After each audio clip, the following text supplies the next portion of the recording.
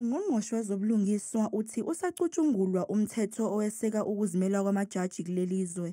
Lokhu-ke kulandela isiphakamiso esenziwa engqungqutheleni yamajaji ngo-2023 nesasithi amajaji akuleli zwe kumele akwazi ukuzimela futhi athathe izinqumo ngaphandle kokugxambukela kwabathize.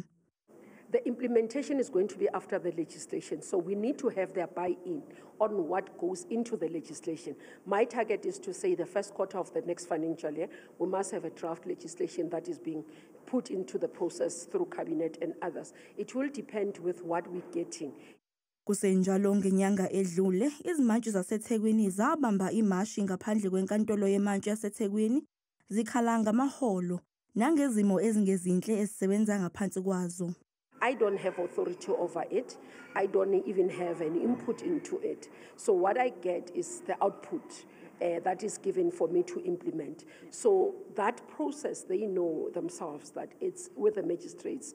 And what we can simply encourage them is to reach out to the commission to be able to engage the commission so that those issues can be ironed out. Kusenjalo, umnyango wezobulungiswa uphinde wamemezela ukuthi kuzoqala maduze ukulungiswa kwenkantolo ephakeme yaseGoli.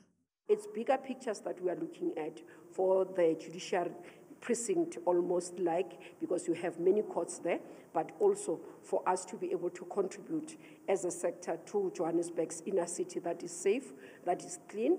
Lo msebenzi uzokwenziwa ukuhlanganyela komnyango wezobulungiswa kanye nowengqalasizinda kahulumeni ukanye nenhlangano iJozi Mayijozi.